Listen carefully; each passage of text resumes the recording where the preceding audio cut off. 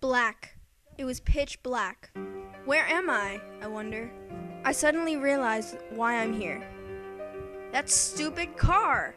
That's why I'm here, I think angrily, and I recall what happened last night, or so it felt like one night ago. Walking home, I saw a pair of headlights. As they near, I heard an engine rev. Realizing that the car must have been moving well over the speed limit, I ran. I ran away from those headlights that were so eager to meet me. Tires screeching, we made contact.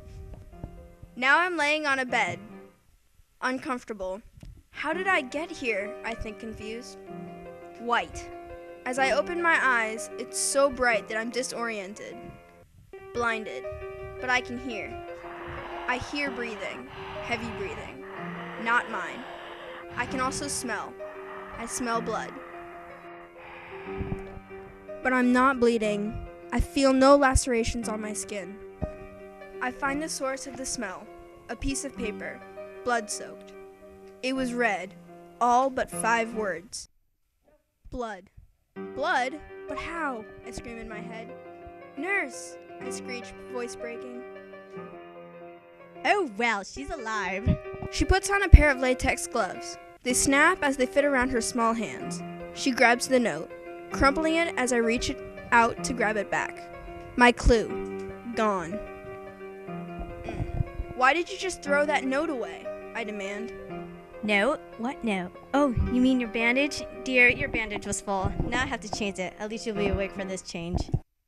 She says as she takes out a couple of blue-colored towels, some chemicals, and a white bandage of some sort. But I read a note, a blood-soaked note, and heard breathing. Breathing that wasn't mine. Nurse? I asked. Oh, honey, just call me Patty. Well, all right then. Patty, has anyone been in this room other than the hospital staff? I asked questioningly. She walks over to a chart on the other side of the room and looks into a manila folder. She reads it for what felt like a long time. No, not one person has been in this room, other than the doctors and I. She replies. She's changing my bandage now. As she's cleaning the gaping hole in my chest, I think about what's happened over the past few days or so. On the fancy monitor behind me, there has been a constant and annoying beeping sound. Thinking of the possible meanings and outcomes of that note, the tempo of the beating increases. I can feel blood pounding in my ears. Without realizing it, I start turning my body as if to get up out of the bed. She walks over to me, gesturing for me to stay put. She calls someone into the room. His name is Harry. Hi, Maya. Having a good day? He chuckles. I bet you are. He says, his voice reeking of sarcasm. Seeing that I'm not laughing too, he clears his throat and continues. Excuse me, I'm Harry. I'll be your rehab therapist for the next 10 months. He informs me. Why is he staring at me? I think as I watch him watching me, studying. Rehab? I'm not on any drugs. Why do I need rehab? I ask, puzzled. Oh, well, we have a kidder. Have you seen your leg? When you were hit, the bumper came straight into your left femur. It was completely shattered. It should take about 1.5 years to completely heal. And of those 18 months, we will be together for 10. No, that is not necessary. Really, I'm okay with walking around with crutches for the next 2 years, but thanks for the offer. I say nervously and a little bit too quickly. You poor child. That pain medication must be doing something to your logical thinking. Physical therapy is not something that should be taken lightly. He says with that creepy grin on his mouth. Fine, I mutter, not happy at all. Ever since my parents got divorced, I've been caring for myself. I even live in my own apartment. My parents don't care about me in the least. The last time I saw my mother, which was about a year ago, she and her friends were smoking some weird things. Well, I don't actually care. I just know that, for a fact, if I survive, I'm not going to live like her. Absolutely, positively not. She doesn't even have a job. I mean, she has a lot of money, but she got it from the divorce. I have a job, but it's not much. At least I get food on a discount, since I'm a clerk at the local food store. Buzz, buzz. My cell phone. It was sitting on the counter across the room. Patty handed it to me. I read the screen.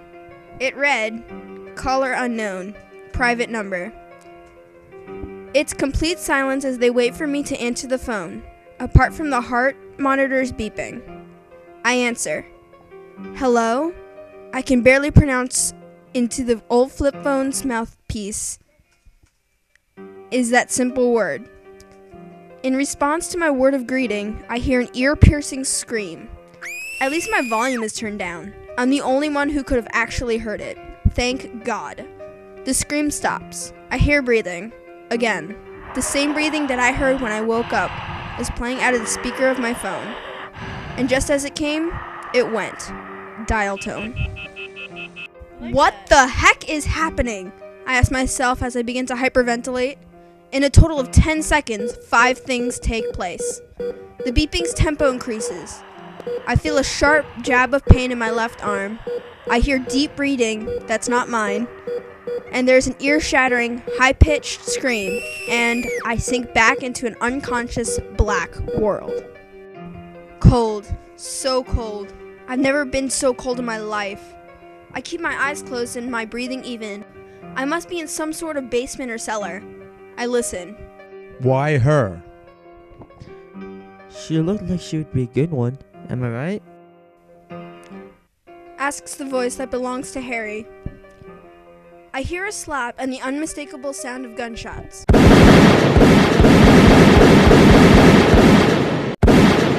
I count. 13 shots. I snap my eyes open. I smell blood. I see 5 police officers. One is dragging that mysterious man who is limp and barely alive away. I try to get up, but once I'm in a sitting position, I realize I can't walk. So an officer comes over and just slings me over his shoulder. Uncomfortable. Again.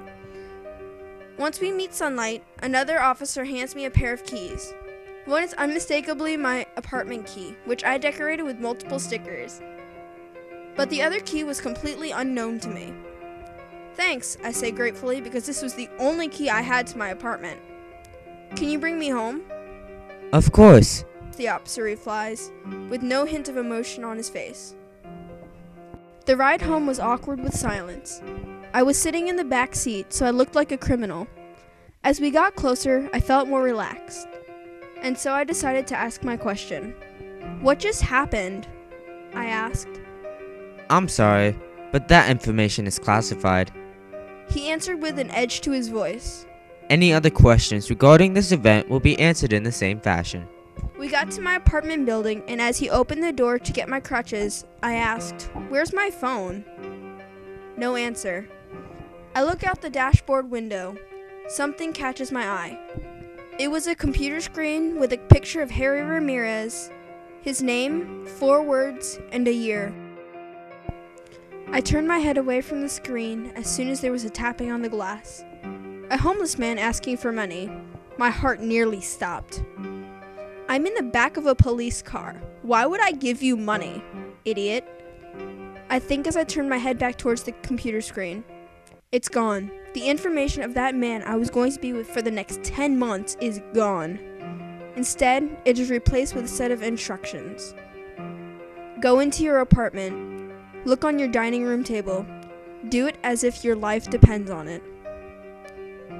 I finish reading it, and the 3 words flash onto the screen, finishing the warning. Because it does. It disappears, and the picture of Harry comes back up, but the words change.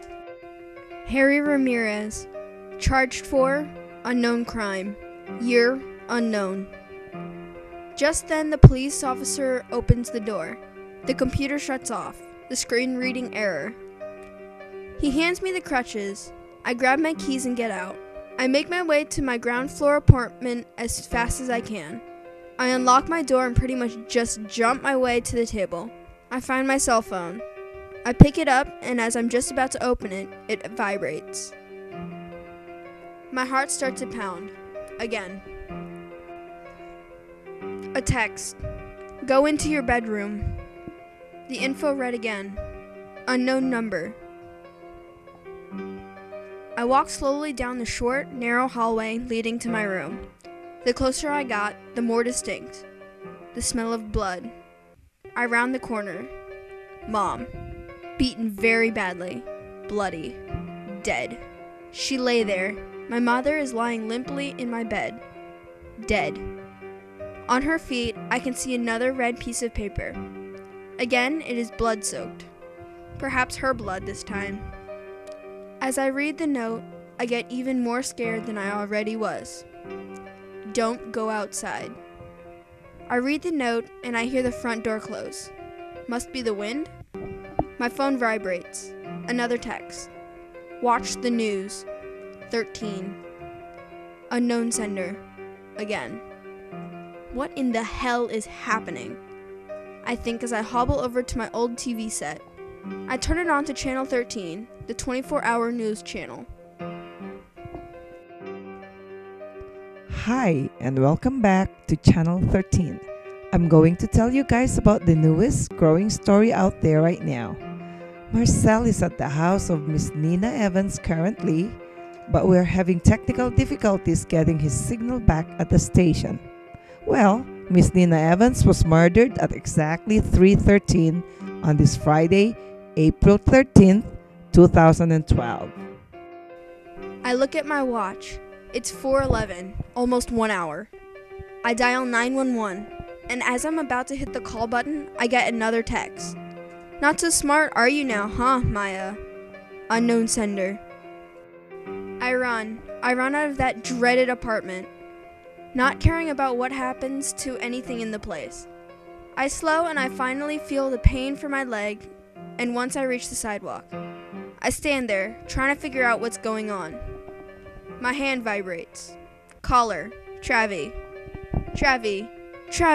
my boyfriend, the only person in the world that I can actually trust. He's calling, so I answer. Travis, thank God you called, I say hurriedly into the mouthpiece. Hey, are you alright? Okay, don't answer, but I want you to know something. He replies, his voice very serious. What? What is it? I just want you to know it was me and I love you. Just then, a cop car comes out of nowhere, and the last things I see are my boyfriend's huge smile and the hood of the car. As police and investigators search the area for evidence, we can truthfully say that Maya Evans and her mother, Nina Evans, have been pronounced dead. Nina was found dead in her daughter's apartment on East Wave Boulevard, but had died 1 hour earlier in her own home after a savage beating. Maya was found dead on the sidewalk outside her apartment unit, killed by a hit-and-run driver. There were no witnesses, and the security cameras for the whole block were down. So far, the only evidence that was found was that the batteries from both Maya's and Nina's watches were taken. Both watches stopped at 4:13 on Friday, April 13th, 2012. So many unanswered questions. So many unanswered questions that will never be answered.